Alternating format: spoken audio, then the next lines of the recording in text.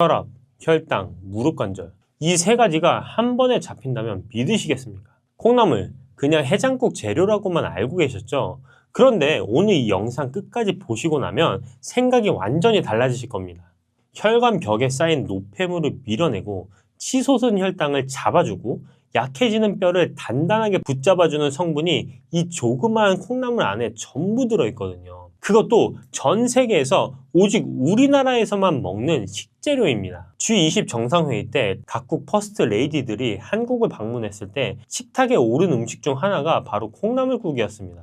외국 손님들이 신기하게 쳐다봤다고 하죠. 우리에게 너무 익숙한 나머지 그냥 지나쳤던 이 식재료가 사실은 어르신 건강을 지키는 가장 강력한 무기였던 겁니다. 그런 콩나물이 왜 이렇게 대단한 건지 바로 핵심부터 말씀드릴게요. 콩나물의 비밀은 바로 아스파라간산과 이소플라본이라는 두 가지 성분에 있습니다. 아스파라간산은 우리 몸속의 피로 물질을 분해해서 밖으로 내보내는 역할을 하는 성분입니다. 술 마신 다음날 콩나물국 한 그릇 먹으면 속이 팍 풀리는 게 바로 이 성분 덕분이에요. 이 성분이 해장만 해주는 게 아닙니다. 평소에 쌓인 피로를 풀고 간이 제 역할을 할 수 있도록 돕는데도 꾸준히 작용을 합니다. 이소플라본은 식물성 에스트로겐이라고 불리는 성분인데요. 이 에스트로겐이라고 하면 여성 호르몬 아니냐고 하시는 분들 계시잖아요. 맞습니다. 나이가 들수록 이 호르몬이 줄어들면서 뼈가 약해지고 혈관이 딱딱해지고 무릎 연골이 닳기 시작해요. 이소플라본은 그 빈자리를 채워주는 역할을 하는 거예요. 중년 여성뿐만 아니라 중년 남성에게도 혈관 건강 측면에서 도움이 됩니다. 그리고 한 가지 더 놀라운 사실이 있어요. 콩에는 원래 비타민C가 전혀 없거든요. 콩이 싹을 틔워서 콩나물이 되는 순간 비타민C가 새로 생겨납니다. 발화 후에 5에서 6일 정도 사이에 비타민 함량이 가장 높아지는데 이게 바로 콩나물을 신선할 때 먹어야 하는 이유입니다. 콩나물을 어떻게 먹어야 효과가 배가 되는지 말씀을 드릴게요. 콩나물 혼자서도 훌륭하지만 어떤 음식과 함께 먹느냐에 따라 몸에서 흡수되는 영양이 확실히 달라집니다. 콩나물과 함께 먹으면 보약이 되는 음식 첫 번째는 마늘과 돼지고기입니다. 콩나물국을 끓이실 때 다진 마늘을 꼭 넣어보세요. 콩나물에 들어있는 아스파라긴산이 피로물질을 분해하는데 마늘의 알리신이 더해지면 피로회복 효과가 한층 강해집니다. 여기에 돼지고기까지 곁들이면 금상첨화입니다. 돼지고기는 비타민 B1이 풍부한 식재료인데 알리신이 비타민 B1의 흡수를 도와주거든요. 콩나물국에 다진 마늘을 듬뿍 넣고 돼지고기 수육이나 제육볶음을 한 접시 넣으시면 피로회복과 간 기능 관리에 아주 유리한 한 끼 식사가 됩니다. 콩나물과 함께 먹으면 보약이 되는 음식 두 번째는 두부입니다. 두 번째라서 두부입니다. 혈압이나 콜레스테롤이 걱정되시는 분들께 특히 권해드리고 싶은 조합인데요. 콩나물에는 혈관 벽에 지방이 쌓이는 것을 막아주는 비타민 K와 식이섬유가 들어있는데 두부의 식물성 단백질이 더해지면 혈관을 보호하면서 콜레스테롤 수치를 조절하는 데 도움이 됩니다. 콩나물 두부조림 하나면 반찬 걱정도 없고 혈관 걱정도 한결 덜 수 있습니다. 콩나물과 함께 먹으면 보약이 되는 음식 세 번째는 표고버섯과 잡곡밥입니다. 무릎이 시큰거리거나 골다공증이 걱정되시는 분들께 드리고 싶은 조합인데요. 콩나물의 이소플라본이 뼈를 지키는 역할을 하는데 버섯의 비타민 D가 칼슘 흡수를 도와주면서 이 효과가 더욱 강해집니다. 뼈를 유지하는 데는 칼슘만으로는 부족하고 그 칼슘을 뼈에 붙잡아두는 비타민 D가 반드시 함께 있어야 하거든요. 여기에 잡곡밥까지 더해지면 혈당까지 안정적으로 잡아주는 한 끼가 완성이 됩니다. 그럼 지금 말씀드린 조합 중에서 오늘 당장 따라 하실 수 있는 레시피 하나를 소개해 드릴게요. 바로 콩나물 두부 된장국입니다. 재료는 간단해요. 콩나물 한 줌, 두부 반모, 표고버섯 두세 개, 다진 마늘 한 숟가락, 된장 한 숟가락 반이면 됩니다. 만드는 방법도 어렵지 않습니다. 먼저 냄비에 물을 500ml를 붓고 된장을 풀어줍니다. 여기에 표고버섯을 썰어 넣고 중불에서 끓여주세요. 국물이 우러나기 시작하면 콩나물을 넣는데 이때 뚜껑을 열고 끓여야 비린내가 나지 않습니다. 콩나물이 어느 정도 익으면 두부를 한 입 크기로 잘라 넣고 마지막에 다진 마늘을 넣어서 한 소끔 더 끓여주면 완성입니다. 이 조합이 왜 좋냐면 콩나물의 이소플라본과 비타민 K가 뼈와 혈관을 지키고 두부의 식물성 단백질이 근육을 붙잡아주고 표고버섯의 비타민 D가 칼슘 흡수를 도와주기 때문입니다. 된장까지 더해지면 장 건강에도 유리하죠. 혈관 건강, 뼈, 근육, 장을 한꺼번에 챙기는 국 한 그릇이 완성이 되는 겁니다. 그런데 여기서 한 가지 꼭 말씀드려야 될 게 있어요. 제가 콩나물이 몸에 좋다고 해서 맵기 듬뿍듬뿍 드시는 분들이 계실까봐 말씀을 드리는데요. 좋은 음식도 균형이 중요합니다. 콩나물에는 식이섬유가 풍부한데 이게 장 건강에는 도움이 되지만 한꺼번에 너무 많이 드시면 오히려 속이 부글거리거나 복통이 생길 수 있습니다. 좋은 식재료도 어떻게 조리하고 얼마나 먹느냐가 결국 건강을 결정합니다. 그리고 콩나물이 좋다고 해서 뭐든 같이 드셔도 되는 건 아니에요. 오히려 함께 먹으면 콩나물의 좋은 성분을 다 망쳐버리는 음식들이 있거든요. 지금부터 말씀드리는 것들 꼭 기억해 두세요. 첫 번째, 콩나물과 우유는 함께 드시면 안 됩니다. 직접 같이 드시는 분들은 많지 않겠지만 콩나물 드신 후에 바로 우유 한 잔이나 라떼를 즐기시는 분들 계신가요? 이렇게 식후에 바로 드시는 것도 주의가 필요합니다. 콩나물과 우유의 단백질이 서로 엉키면서 소화가 어려워지고 속이 더부룩하거나 배탈로 이어질 수 있거든요. 콩나물 드신 날은 우유나 라떼는 조금 나중에 드시는 게 좋습니다. 두 번째는 콩나물 무침하실 때 식초는 주의하셔야 됩니다. 새콤달콤하게 식초나 초고추장을 넣어 드시는 분들이 간혹 있어요. 맛은 있지만 식초가 콩나물의 영양소를 파괴할 수 있어서 몸에는 그다지 좋지 않습니다. 다시 말하면 콩나물의 좋은 영양소를 흡수하는 데 방해가 될 수 있습니다. 새콤한 맛이 당기신다면 아주 소량만 사용하시고 대신 들기름이나 참기름으로 풍미를 살리시는 게 훨씬 낫습니다. 이 두 가지만 지키시면 콩나물을 훨씬 건강하게 드실 수 있습니다. 평소 위장이 약하시거나 몸이 냉한 체질이신 분들은 콩나물국 끓이실 때 생강 슬라이스 두세 조각만 넣어보세요. 생강의 따뜻한 성질이 콩나물의 찬 기운을 중화시켜줘서 속이 한결 편안해지는 걸 느끼실 수 있습니다. 오늘 콩나물 얘기를 길게 드렸는데 결국 핵심은 하나입니다. 콩나물 혼자가 아니라 무엇과 함께 먹느냐가 중요합니다. 마늘과 돼지고기를 곁들이면 피로 회복이 되고 두부와 함께 드시면 혈관이 튼튼해지고 표고버섯과 잡곡밥을 더하면 뼈와 혈당까지 잡을 수 있습니다. 1,000원짜리 콩나물 한 봉지가 어떻게 조합하느냐에 따라 보약이 되는 겁니다. 요즘 계단 오르내리실 때 예전 같지 않다고 느끼신 적 있으시죠? 장 보고 돌아오시는 길에 봉지가 유독 무겁게 느껴지신다거나 앉았다 일어나실 때 어이쿠 소리가 저절로 나오신다거나요. 사실 이런 변화를 그냥 나이 탓이려니 하고 넘기기가 쉬운데요. 오늘 이 시간에는 이런 변화의 원인이 무엇인지 그리고 우리 밥상에 쉽게 찾을 수 있는 해결책에 대해 함께 이야기 나눠보려고 합니다. 오늘의 주인공은 바로 바다에서 온 세 가지 보물입니다. 문어, 새우, 오징어.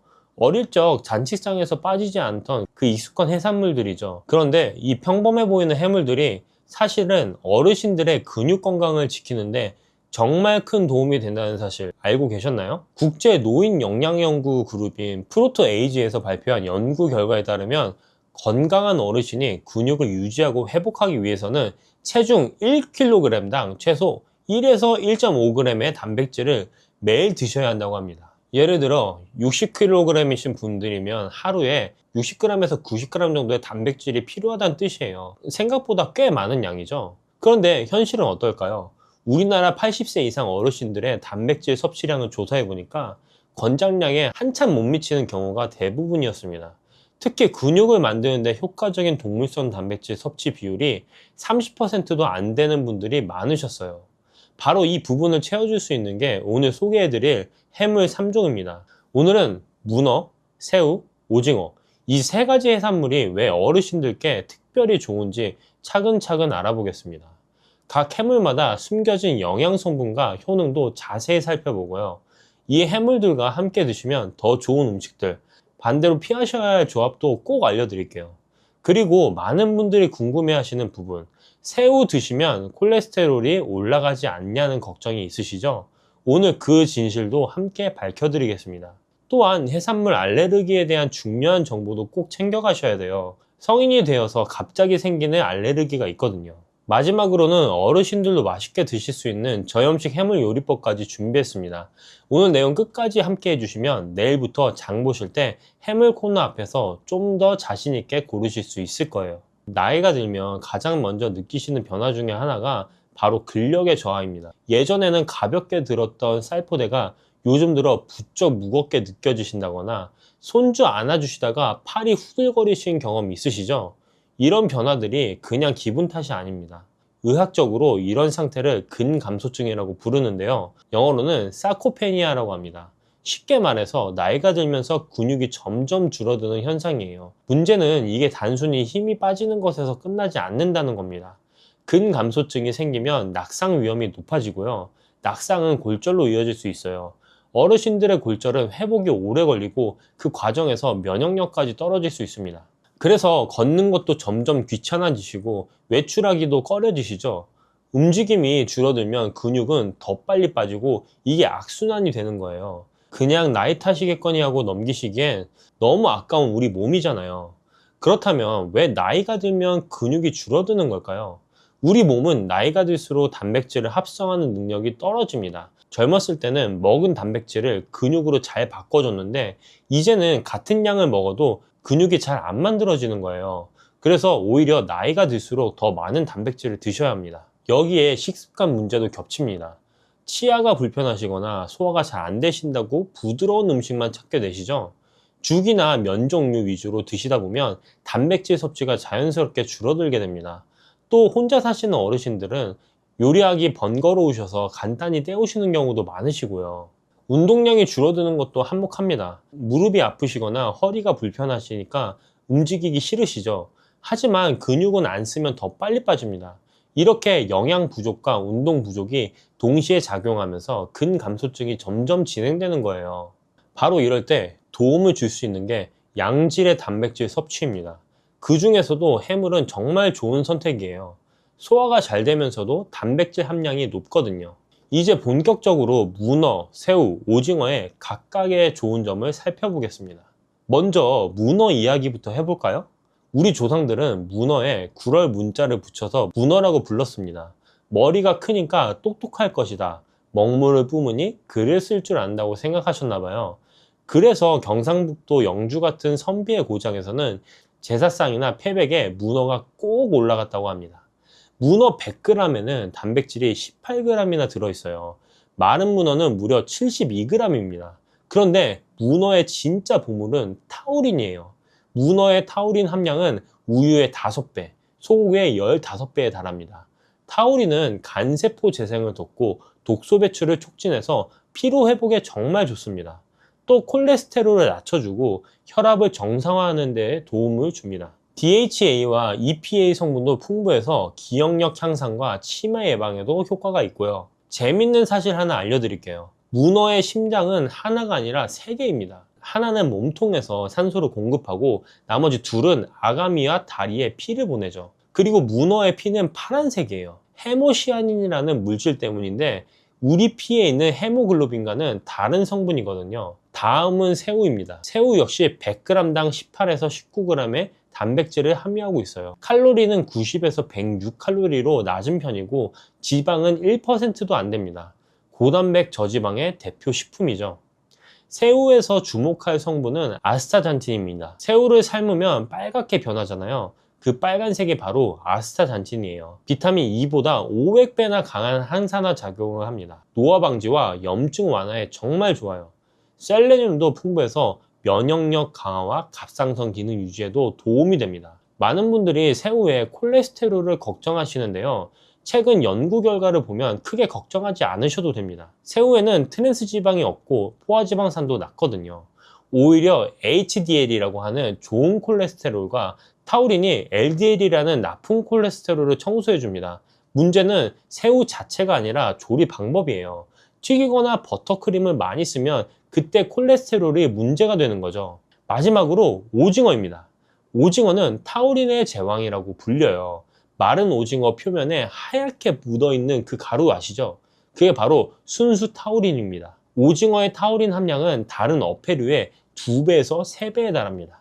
오징어 100g에는 단백질이 약 19g이 들어있고 마른 오징어에는 무려 67.8g이 들어있습니다. 소고기의 4.3배에 달하는 양이에요. 칼로리는 87에서 94kcal로 낮고 지방도 1%밖에 안 됩니다. 한국과학기술연구원에서 2014년에 발표한 연구를 보면 타우린이 알츠하이머를 유발하는 베타 아밀로이드를 조절하고 뇌 신경세포를 활성화한다고 해요. 치매 예방 가능성이 있다는 거죠. 또 타우린은 위 점막을 보호하고 재생시키는 효과도 있어서 위가 약하신 분들께도 좋습니다. 오징어 먹물도 버리지 마세요. 먹물에는 뮤코다 당류라는 성분이 들어있는데 항염 효과와 항억제 작용이 있어요. 이탈리아와 스페인에서 오징어 먹물로 파스타를 만들어 먹는 데는 다 이유가 있는 거죠. 이렇게 좋은 해물들 어떻게 드시면 더 맛있고 더 효과적으로 먹을 수 있을까요? 먼저 함께 드시면 좋은 음식을 알려드릴게요. 문어는 마늘과 궁합이 정말 좋습니다. 마늘의 알리신 성분이 살균, 항균 작용을 하고 면역력을 높여주거든요. 문어 숙회 드실 때 마늘 초고추장과 함께 드시면 맛도 좋고 건강에도 좋아요. 새우는 완두콩, 표고버섯과 함께 드시면 좋습니다. 완두콩이 새우에 포함된 콜레스테롤을 중화시켜주고 표고버섯은 칼슘 흡수를 도와줘요. 새우 요리에 레몬을 곁들이시는 것도 추천드립니다. 상큼한 맛이 입맛을 돋우고 산성과 알칼리성이 조화를 이루어 균형 잡힌 영양식이 됩니다. 아욱국에 보리새우 넣어 끓이시는 것도 좋아요. 아욱국에 부족한 단백질과 필수 아미노산을 새우가 채워줍니다. 오징어는 당근과 함께 볶아 드시면 좋습니다. 오징어에는 타우린이 풍부하지만 비타민 A가 부족하거든요. 당근이 그 부분을 보충해 줍니다. 조리할 때 팁도 알려드릴게요. 문어는 삶는 시간이 중요합니다. 57도 이상에서 질겨지기 시작하거든요. 하지만 40분에서 1시간 이상 장시간 조리하면 콜라겐이 젤라틴으로 변해서 다시 부드러워져요. 간단하게는 무와 함께 삶거나 무즙을 바르시면 훨씬 부드러워집니다. 자숙문어는 이미 삶은 거라서 30초만 데치시면 됩니다. 오래 삶으시면 오히려 질겨지니까 주의하세요. 드시는 양은 일주일에 2번에서 3번 정도가 적당합니다. 한 번에 너무 많이 드시는 것보다 꾸준히 드시는 게 좋아요. 운동 후에 단백질을 드시면 근육 합성 효과가 더 높아진다고 하니까 가벼운 산책 후에 해물 반찬 드시는 것도 좋은 방법입니다. 치아가 불편하시거나 씹기 힘드신 분들은 해물을 잘게 다져서 죽으로 끓이시거나 스튜 형태로 부드럽게 조리하시면 됩니다. 저염식 해물탕 레시피 하나 알려드리겠습니다. 다시마 멸치로 육수를 우으시고 무를 나박썰기해서 넣으세요. 고춧가루와 국간장은 평소에 절반만 넣으시고 대신 레몬즙을 한 큰술 넣으시면 짠맛을 대체할 수 있습니다. 콩나물과 무에서 시원한 맛이 나니까 소금을 많이 안 넣으셔도 맛있습니다. 오징어와 새우를 먼저 넣어서 3분간 끓이시고 자숙문어는 마지막 30초에만 넣어서 살짝 데치세요. 두부를 함께 넣으시면 식물성 단백질도 보충됩니다. 이렇게 좋은 해물들이지만 몇 가지 조심하셔야 할 점도 있습니다. 이 부분을 꼭 기억해 두세요. 첫 번째는 해산물 알레르기입니다. 성인 식품 알레르기의 가장 큰 원인이 바로 조개류와 갑각류예요. 갑각류 알레르기 일으키는 물질은 트로포미오신이라는 단백질인데요. 열에 굉장히 안정적입니다. 즉 아무리 익혀 드셔도 알레르기 반응이 나타날 수 있다는 뜻이에요. 알레르기 반응이 나타나면 피부 발진과 두드러기가 생기고 입술이나 혀, 얼굴이 붓는 경우도 있어요. 메스꺼움, 구토, 설사 같은 소화기 증상이나 콧물 재채기 같은 비염 증상이 나타나기도 합니다. 아나필락시스라고 해서 온몸에 두드러기가 퍼지고 호흡곤란, 혈압 저하가 생길 수 있어요. 이건 생명을 위협하는 응급 상황입니다. 중요한 건 평생 해물을 잘 드셨던 분도 갑자기 알레르기가 생길 수 있다는 거예요. 조개 갑각류 알레르기 환자의 60%는 성인이 되어서 처음 반응이 나타났다고 해요. 예전에는 괜찮았다고 안심하시면 안 됩니다. 드시고 나서 이상 증상이 나타나면 바로 병원에 가셔야 돼요. 또 하나 주의하실 점은 교차 반응입니다. 새우 알레르기가 있으신 분은 문어나 오징어에도 반응이 나타날 수 있어요. 같은 해산물류이기 때문에 비슷한 단백질 구조를 가지고 있거든요. 해산물이 직접 안 들어간 음식도 주의하셔야 합니다. 굴소스, 새우젓, 액젓, 해물 육수로 만든 요리에도 알레르기 항원이 들어갔을 수 있어요. 같은 기름에서 해물을 조리한 다음에 다른 음식을 조리해도 문제가 될 수 있습니다. 응급 상황이 생겼을 때는 차가운 물수건을 가려운 부위에 올려놓고 깊고 천천히 호흡하시면서 바로 119에 연락하시거나 병원에 가세요. 두 번째는 음식 궁합입니다. 문어와 고사리는 함께 드시지 않는 게 좋아요. 문어는 단백질이 많고 조직이 단단하고 고사리는 섬유질이 많아서 둘 다 소화가 어려운 편이거든요. 위장이 약하신 분이 함께 드시면 소화불량이 생길 수 있습니다. 오징어와 마른 나물도 같은 이유로 함께 드시지 않는 게 좋습니다. 둘 다 소화가 어려운 식품이라 위에 부담이 될 수 있어요. 오징어는 강한 산성식품이에요. 그래서 알칼리성 채소와 함께 드시는 게 좋습니다. 위궤양이나 십이지장 궤양, 소화불량이 있으신 분들은 오징어를 과다 섭취하지 않도록 주의하세요. 세 번째, 과다 섭취입니다. 아무리 좋은 음식도 지나치면 독이 될 수 있습니다. 해산물도 마찬가지입니다. 일주일에 2번에서 3번 정도 적당한 양을 드시는 게 좋습니다. 네 번째는 약 드시는 분들입니다. 혈압약이나 다른 약을 복용 중이신 분들은 해산물 섭취 전에 전문의와 상담하시는 게 좋아요. 특정 성분이 약물과 상호작용을 일으킬 수 있거든요. 마지막으로 신장 질환이 있으신 분들은 해물의 과도한 섭취를 피하셔야 합니다. 단백질 대사 과정에서 신장에 부담이 갈 수 있기 때문이에요. 날씨가 많이 쌀쌀해졌죠. 이맘때쯤면 어김없이 찾아오는 게 있습니다. 바로 감기인데요. 아침 저녁으로 코가 막히고 목이 칼칼하고 괜히 몸이 으슬으슬한 느낌. 혹시 요즘 이런 증상 있으신 분들 계신가요? 제가 오늘 소개드릴 과일 하나가 있습니다. 겉모양은 솔직히 좀 못생겼어요.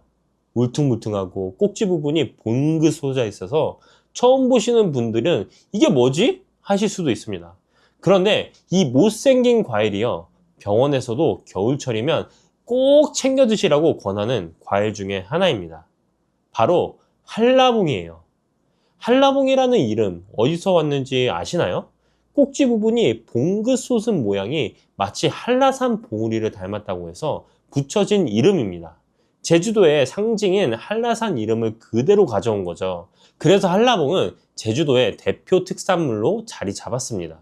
그런데 이 한라봉이요, 그냥 맛있는 과일이 아니라 농촌진흥청 국립원예특작과학원의 연구 결과에 따르면 한라봉 한 개에는 일반 감귤 2~3개 분량의 비타민C가 들어있다고 합니다. 한라봉 하나만 드셔도 하루에 필요한 비타민C의 절반 이상을 채울 수 있다는 뜻이에요. 그래서 한라봉에는 별명이 있습니다. 바로 비타민의 결정체. 이 별명이 괜히 붙은 게 아니에요. 오늘 이 한라봉에 대해서 제대로 한번 파헤쳐 보려고 합니다. 한라봉이 우리 몸에 어떻게 좋은지, 특히 어르신들 건강에 왜 도움이 되는지 하나하나 말씀드릴 거고요. 한라봉과 함께 드시면 그야말로 보약이 되는 음식들도 알려드릴 겁니다. 브로콜리랑 같이 드시면 왜 좋은지, 고기 드실 때 한라봉을 곁들이면 어떤 효과가 있는지, 이런 것들이요. 그런데요, 좋은 것만 있는 건 아닙니다. 한라봉도 잘못 드시면 오히려 몸에 부담이 될 수 있어요. 특히 당뇨가 있으신 분들, 신장이 안 좋으신 분들은 주의하셔야 할 부분이 있습니다. 이 부분도 꼭 짚어드릴게요. 그리고 마지막에는 좋은 한라봉 고르는 법, 맛있게 드시는 방법까지 알려드리겠습니다. 끝까지 함께 해주세요. 나이가 들면 가장 먼저 느끼는 변화가 뭘까요? 아침에 일어났을 때 괜히 몸이 무겁고 예전 같지 않다는 느낌? 조금만 움직여도 피로가 쉽게 쌓이고 회복도 더딘 것 같고요. 특히 겨울철에는 감기도 자주 걸리고 한 번 걸리면 낫는데도 오래 걸리죠. 눈도 예전 같지 않습니다. 스마트폰 글씨가 잘 안 보여서 팔을 쭉 뻗어 보게 되고 TV 자막도 흐릿하게 느껴지고요. 눈이 뻑뻑하고 건조한 느낌도 자주 드시죠? 혈관 건강도 걱정입니다. 콜레스테롤 수치가 높다는 얘기를 들으셨거나 혈압약을 드시는 분들도 계실 거예요. 혈관에 기름기가 쌓이면 동맥경화나 뇌졸중 같은 무서운 병으로 이어질 수 있다는 거 다들 아시잖아요. 피부도 마찬가지입니다. 탄력이 떨어지고 잔주름이 늘어나고 기미나 잡티도 점점 짙어지죠. 거울을 볼 때마다 한숨이 나오신다는 분들도 계실 겁니다. 장 건강은 어떠세요? 변비 때문에 고생하시는 분들 정말 많습니다. 아침마다 화장실에 끙끙대다 보면 하루 종일 기분이 찝찝하죠. 속이 더부룩하고 답답한 느낌, 이것도 삶의 질을 많이 떨어뜨립니다. 이런 증상들 그냥 나이 탓이겠거니 하고 넘기기 쉽습니다. 하지만 이게 계속 쌓이면 더 큰 문제로 이어질 수 있어요. 면역력이 떨어지면 감기가 폐렴으로 번질 수도 있고, 혈관 건강이 나빠지면 심혈관 질환의 위험이 커지죠. 그렇다면 왜 이런 증상들이 생기는 걸까요? 우리 몸은 나이가 들면서 여러 가지 변화를 겪습니다. 먼저 면역력부터 살펴볼게요. 대한면역학회 설명에 따르면 나이가 들수록 면역세포의 기능이 저하된다고 합니다. 젊었을 때는 바이러스가 들어와도 면역세포가 빠르게 대응해서 물리쳤는데, 나이가 들면 이 반응 속도가 느려지는 거예요. 그래서 감기에도 더 잘 걸리고, 한 번 걸리면 낫는데도 오래 걸리는 겁니다. 피로가 쉽게 쌓이는 것도 이유가 있습니다. 우리 몸에는 에너지를 만들어내는 과정이 있는데, 이 과정에서 젖산이라는 피로 물질이 생깁니다. 젊었을 때는 이 젖산이 빨리 분해되는데, 나이가 들면 분해 속도가 느려져요. 그래서 조금만 움직여도 피로가 쌓이고 회복도 더딘 겁니다. 눈 건강이 나빠지는 것도 마찬가지입니다. 대한안과학회에서 발표한 자료를 보면 40대 이후부터 눈의 수정체 탄력이 떨어지기 시작한다고 해요. 그래서 가까운 것이 잘 안 보이는 노안이 오는 거죠. 여기에 비타민 A가 부족하면 안구건조증이나 야맹증까지 생길 수 있습니다. 혈관 건강은 더 심각합니다. 질병관리청 통계에 따르면 60대 이상 어르신 중에 절반 가까이가 고혈압이나 고지혈증을 갖고 계신다고 합니다. 나이가 들면 혈관벽에 콜레스테롤이 쌓이기 쉬워지고, 혈관이 딱딱해지면서 동맥경화로 이어질 수 있어요. 피부 노화의 주범은 활성산소입니다. 활성산소가 피부세포를 공격하면 콜라겐이 파괴되고 탄력이 떨어지면서 주름이 생기는 거예요. 여기에 자외선 노출까지 더해지면 기미나 잡티도 짙어지죠. 장 건강이 나빠지는 건 장 운동이 느려지기 때문입니다. 나이가 들면 장의 연동 운동이 약해지고, 여기에 수분 섭취가 부족하거나 식이섬유를 충분히 못 드시면 변비가 생기는 거예요. 이렇게 보니까 참 복잡하죠. 노화에다가 생활습관까지 여러 원인이 복합적으로 작용하면서 문제가 생기는 겁니다. 그런데요, 이런 여러 문제들에 도움을 줄 수 있는 과일이 있습니다. 바로 오늘의 주인공 한라봉이에요. 한라봉에는 비타민C, 구연산, 헤스페리딘, 카로티노이드 같은 성분들이 풍부하게 들어있거든요. 지금부터 이 성분들이 우리 몸에 어떻게 좋은지 하나씩 살펴보겠습니다. 첫 번째, 면역 강화와 감기 예방입니다. 한라봉에는 비타민C가 100g당 53mg이 들어있습니다. 이게 어느 정도냐면요, 일반 감귤이 36mg이니까 한라봉이 약 1.5배 많은 거예요. 농촌진흥청 자료에 따르면 한라봉 한 개면 하루 비타민C 권장량의 절반 이상을 충족할 수 있다고 합니다. 비타민C는 면역세포의 활동을 도와줍니다. 백혈구가 바이러스와 싸울 때 비타민C가 필요하거든요. 그래서 비타민C가 충분하면 감기에 덜 걸리고, 걸려도 빨리 낫는 거예요. 특히 면역력이 떨어지기 쉬운 겨울철에 어르신들께 한라봉은 정말 좋은 과일입니다. 두 번째는 피로 회복 효과입니다. 한라봉의 상큼한 신맛 느껴보셨죠? 이 신맛의 정체가 바로 구연산입니다. 구연산은 우리 몸에서 에너지를 만들어내는 과정에 참여하는데요, 이 과정에서 젖산이라는 피로 물질이 쌓이는 걸 막아줍니다. 쉽게 말해서 피로가 덜 쌓이게 해주는 거예요. 구연산에는 또 다른 좋은 점이 있습니다. 칼슘의 체내 흡수율을 높여준다는 거예요. 골다공증이 걱정되시는 분들, 한라봉 드시면 뼈 건강에도 도움이 됩니다. 세 번째, 눈 건강입니다. 한라봉에는 비타민 A도 들어있습니다. 비타민 A는 눈의 피로를 풀어주고 안구건조증을 예방하는 데 도움을 줘요. 대한안과학회에서도 비타민 A가 부족하면 야맹증이나 안구건조증이 생길 수 있다고 경고하고 있습니다. 스마트폰이나 TV를 많이 보시는 분들, 노안이 걱정되시는 분들께 한라봉이 도움이 됩니다. 네 번째, 혈관 건강입니다. 이 부분은 특히 중요해요. 한라봉을 드실 때 속껍질 있잖아요. 하얀 실 같은 부분이요. 이걸 벗겨내고 드시는 분들이 많으시죠? 그런데 이 속껍질에 아주 귀한 성분이 들어있습니다. 바로 헤스페리딘이라는 성분인데요, 비타민 P라고도 불립니다. 한국식품영양과학회에서 연구에 따르면 헤스페리딘은 혈중 나쁜 콜레스테롤 수치를 낮춰주고 혈관에 지방이 쌓이는 걸 막아준다고 합니다. 모세혈관을 튼튼하게 해주고 혈액순환도 개선해줘요. 동맥경화, 뇌졸중, 고지혈증 예방에 도움이 되는 거죠. 그러니까 한라봉 드실 때 속껍질 벗기지 마시고 그대로 드세요. 그게 더 몸에 좋습니다. 다섯 번째, 항노화 효과입니다. 한라봉의 선명한 주황색 예쁘죠? 이 색깔의 비밀이 카로티노이드라는 색소 성분입니다. 카로티노이드는 강력한 항산화 작용을 해요. 우리 몸에서 세포를 공격하는 활성산소, 이걸 제거해 주는 겁니다. 활성산소가 줄어들면 세포 손상이 줄어들고 노화도 늦춰줍니다. 한라봉에는 비타민 E도 들어있어서 피부 노화를 막는 데도 도움이 돼요. 피부 탄력이 떨어지고 주름이 늘어나는 게 걱정이시라면 한라봉을 꾸준히 드셔보세요. 여섯 번째, 피부 미용 효과입니다. 아까 말씀드린 비타민C가 여기서도 활약해요. 비타민C는 콜라겐 생성을 촉진하고 콜라겐은 피부 탄력을 유지하는데 꼭 필요한 단백질이거든요. 비타민C가 충분하면 피부가 탱탱해지는 겁니다. 비타민C는 또 멜라닌 색소가 만들어지는 걸 억제해요. 기미나 잡티가 옅어지고 피부톤이 밝아지는 효과가 있습니다.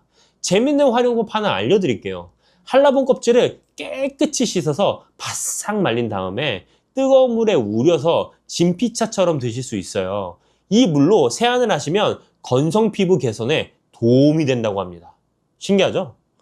일곱 번째, 장 건강과 변비 해소입니다. 한라봉에는 식이섬유와 팩틴 성분이 풍부합니다.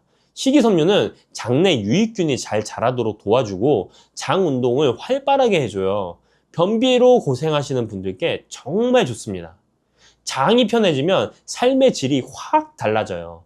아침마다 배가 가볍고 화장실 스트레스가 줄어드니까 외출도 한결 가벼워지죠. 과식하고 속이 더부룩할 때 한라봉을 드시면 소화에도 도움이 됩니다.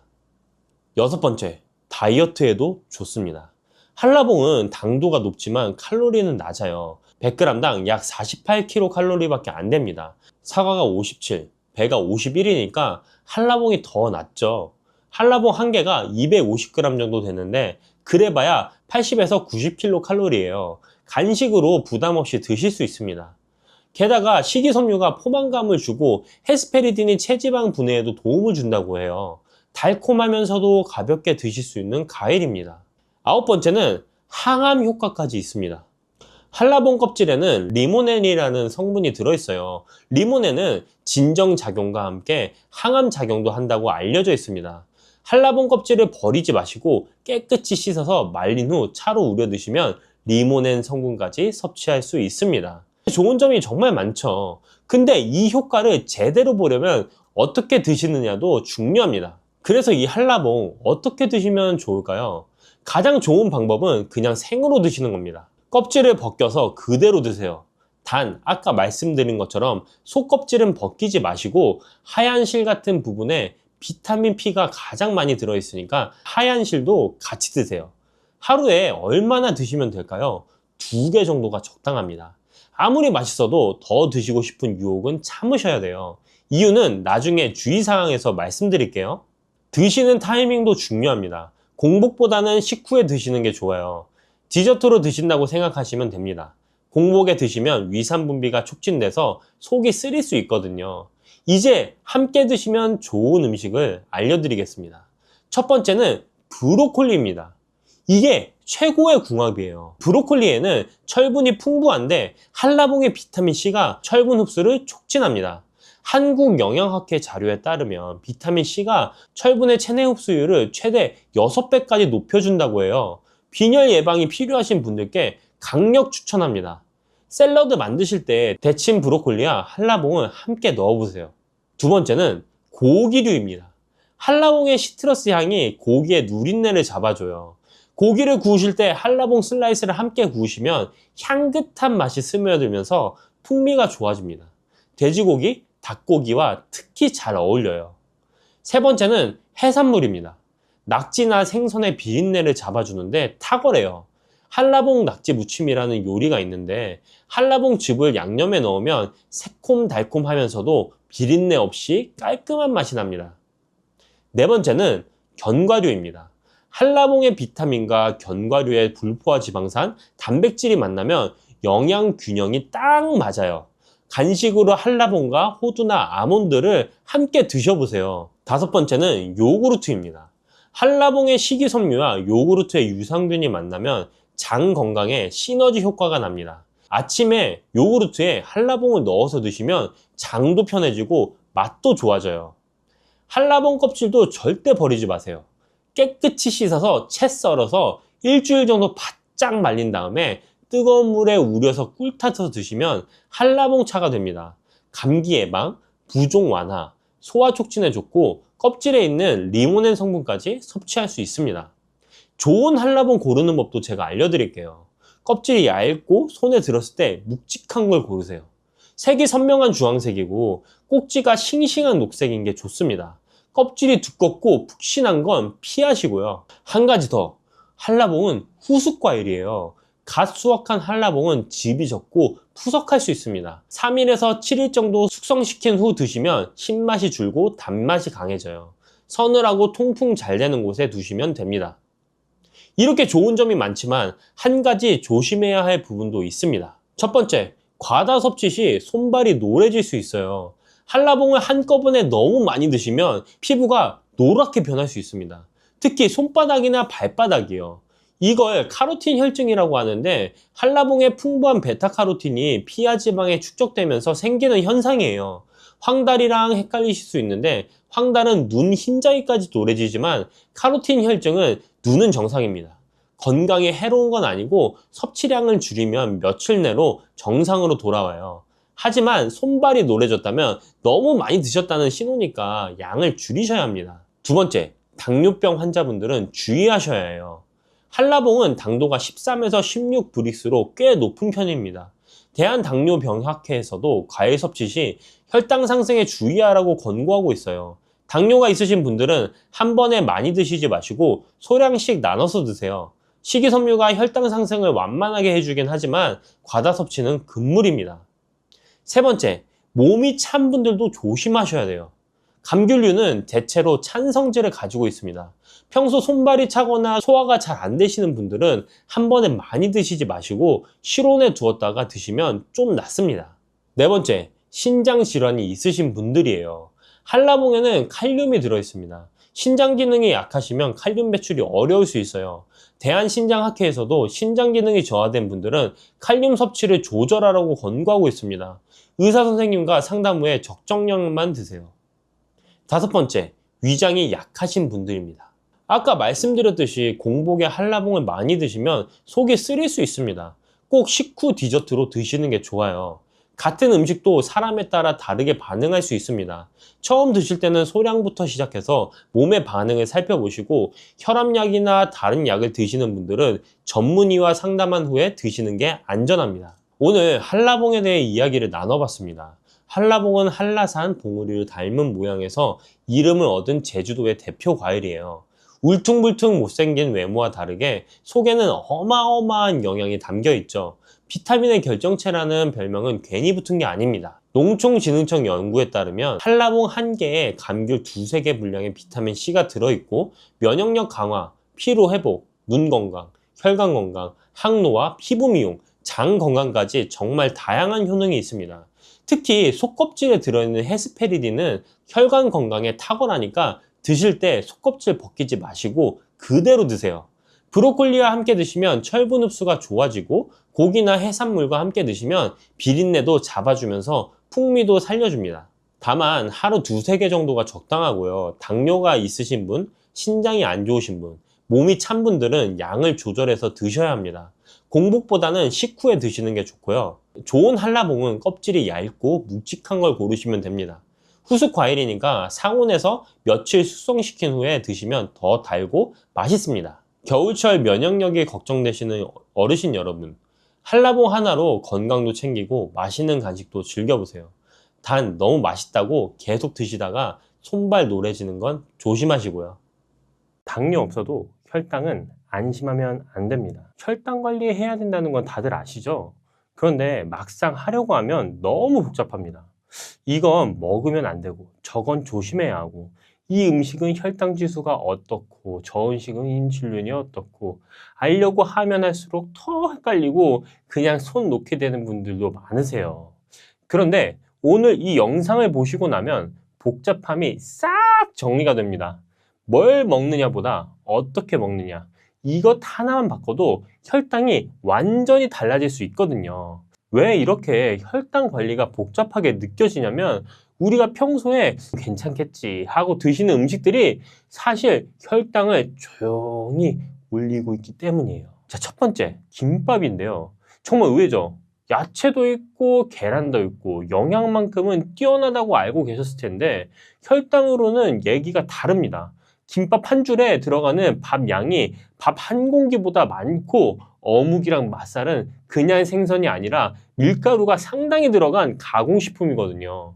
건강한 재료들 사이에서 탄수화물이 이중으로 쌓이는 구조예요. 정말 안 좋죠. 반줄은 괜찮아도 한 줄을 다 드시면 혈당이 생각보다 훨씬 높게 올라갑니다. 자, 두 번째, 고구마입니다. 건강식이라는 건 맞아요. 그런데 군고구마로 드시면 얘기가 완전히 달라집니다.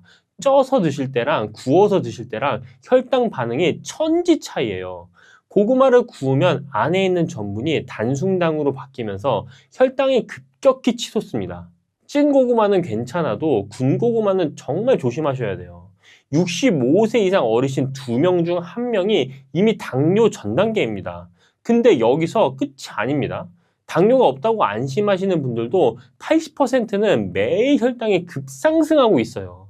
사실상 이 영상 보고 계신 거의 모든 분들 얘기라는 거예요. 그리고 이게 반복되면 어떻게 되냐면요. 오후만 되면 이유 없이 기운이 쭉 빠지고 먹는 양이 크게 안 바뀌었는데도 체중이 조금씩 늘고 피부 탄력이 떨어지면서 주름이 길어집니다. 혈당이 오를 때마다 피부 속 콜라겐이 딱딱하게 굳어버리는 당화 현상이 일어나기 때문이에요. 혈당 관리가 곧 노화 관리인 이유가 바로 여기 있어요. 문제는 아프지 않으니 모른다는 거죠. 조용히 쌓이는 게 더 무서운 거죠. 지금 안 챙기시면 3년, 5년 뒤가 달라집니다. 그러면 반대로 혈당을 잡는데 진짜 도움이 되는 음식은 뭔지 말씀드릴게요. 자, 첫 번째는 현미입니다. 이 현미는 미국 하버드 대학교 연구진이 밝힌 바에 따르면 흰쌀밥의 절반만 현미로 바꾸어도 당뇨 발생 위험이 16%가 줄어든다고 합니다. 현미의 풍부한 식이섬유가 포도당이 혈류로 한꺼번에 쏟아지는 걸 막아주거든요. 밥 한 공기를 바꾸는 것만으로도 이만큼 차이가 납니다. 자, 두 번째는 시금치입니다. 살짝 데친 시금치 한 줌에 하루 마그네슘 권장량의 30%가 들어가 있어요. 마그네슘은 인슐린이 제대로 작동하도록 도와주는 핵심 영양소입니다. 인슐린을 자물쇠라고 한다면 마그네슘은 그 자물쇠를 여는 열쇠 같은 역할이에요. 시금치를 꾸준히 드시면 인슐린 저항성 자체가 조금씩 개선됩니다.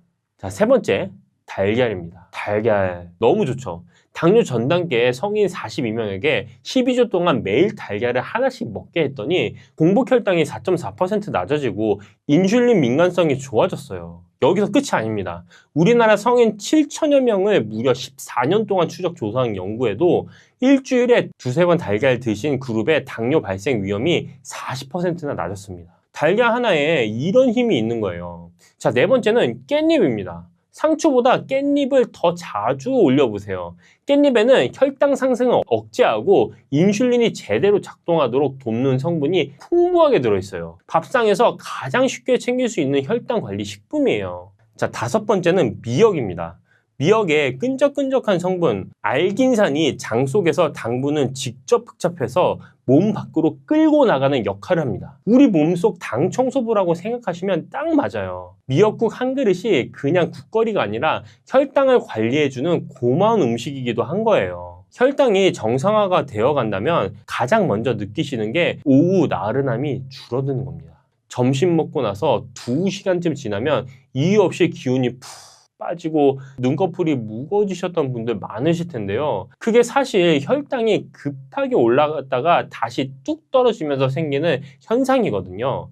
혈당이 안정화되기 시작하면 이 오후 피로감이 먼저 사라집니다. 거기다 혈당이 오를 때마다 피부 콜라겐이 딱딱하게 굳는 당화 현상도 줄어들어요. 2주, 3주 꾸준히 드시는 분들이 거울을 봤을 때 얼굴이 좀 맑아진 것 같다고 느끼시는 경우가 많아요. 혈당 관리가 곧 노화 관리인 이유가 바로 여기 있습니다. 밤잠도 달라져요. 혈당이 불안정하면 주무시는 동안에도 혈당이 튀면서 수면을 방해하거든요. 혈당이 잡히기 시작하면 깊은 잠을 자게 되고 아침에 개운하게 일어나시는 날이 훨씬 더 늘어납니다. 그리고 한 가지 더 말씀드리겠습니다. 식사 후에 10분에서 15분 가볍게 움직여 보세요. 꼭 운동이 아니어도 됩니다. 걷기든 계단 오르내리기든 집안을 왔다 갔다 하시는 것으로도 충분해요. 밥을 먹고 나서 근육이 움직이기 시작하면 혈액 속 포도당을 에너지로 바로 소비하거든요. 식후 혈당이 치솟은 걸 이 작은 습관 하나가 막아줍니다. 그렇다면 아침은 어떻게 시작하면 좋을까요? 아침은 하루 중 혈당이 가장 튀기 쉬운 시간대예요. 자고 일어나면서 코르티솔이라는 스트레스 호르몬이 분비되는데 이 호르몬이 혈당을 끌어올리는 작용을 하거든요. 이미 혈당이 오르기 쉬운 상태인데 여기에 바로 밥이나 빵을 드시면 혈당이 한 번에 치솟는 구조가 만들어집니다. 그래서 제가 요즘 챙기는 게 있는데요. 아침 식사 20분에서 30분 전에 올리브유를 한 스푼 먹는 거예요. 올리브유에 들어있는 불포화 지방산이 위 배출 속도를 늦춰줘서 밥을 먹어도 혈당이 급격하게 오르는 걸 미리 막아줍니다. 거창한 준비 없이 한 스푼으로 하루 혈당의 출발점을 잡아주는 거예요. 그리고 아침 식사로는 저는 요즘 삶은 달걀 2개에 양배추를 곁들여서 먹고 있습니다. 거기에 견과류 한 줌이나 방울토마토 몇 알을 추가하시면 훨씬 더 좋습니다. 씻어서 바로 드실 수도 있고 준비할 것도 없는데 식이섬유에 항산화까지 생길 수가 있어요. 탄수화물보다 단백질과 식이섬유로 하루를 열면 우리 몸이 혈당을 안정적으로 유지하는 방향으로 하루를 시작하게 되거든요. 식사 순서 바꾸는 거 많이 들어보셨죠? 채소 먼저 먹고 밥은 나중에. 맞는 말이긴 한데 오늘은 그것 말고 바로 실천할 수 있는 걸 말씀드리겠습니다. 자, 첫 번째는 흰 쌀밥을 현미나 잡곡으로 바꿔보세요. 당장 100% 다 바꾸실 필요는 없어요. 밥솥에 현미 조금 섞는 거 생각보다 어렵지 않습니다. 두 번째, 아까 김밥이 혈당이 안 좋다고 말씀드렸죠? 근데 김밥을 아예 못 드시면 너무 섭섭하잖아요. 그래서 소개해드릴 게 바로 키토 김밥입니다. 밥 대신에 계란 지단을 깔고 많은 김밥인데요. 만드는 법도 생각보다 간단합니다. 계란 2개에서 3개를 풀어서 팬에 넓게 펴서 지단을 만들어주세요. 김 위에 밥 대신 계란 지단을 깔고 당근, 깻잎, 단무지, 오이 같은 속재료를 올리고 돌돌 말아주시면 됩니다. 취향에 따라 참치나 닭가슴살을 넣으시면 훨씬 더 좋아요. 탄수화물은 확 줄이고 단백질은 꽉 채운 혈당 관리 최고의 한 끼입니다. 김밥 드시고 싶을 때 이걸로 대신해 보세요. 오늘 말씀드린 것들 한 번에 바꾸려고 하지 않으셔도 됩니다. 하나씩만 바꿔보세요. 아침에 올리브유 한 스푼, 흰쌀밥에 현미 한 줌, 밥 먹고 나서 10분 동안 걷기. 이 작은 것들이 쌓이면 혈당이 달라지고 몸이 달라집니다. 혈당 관리 어렵게 생각하지 마시고 오늘 영상에서 딱 하나만 실천해 보시는 것, 그게 바로 시작입니다.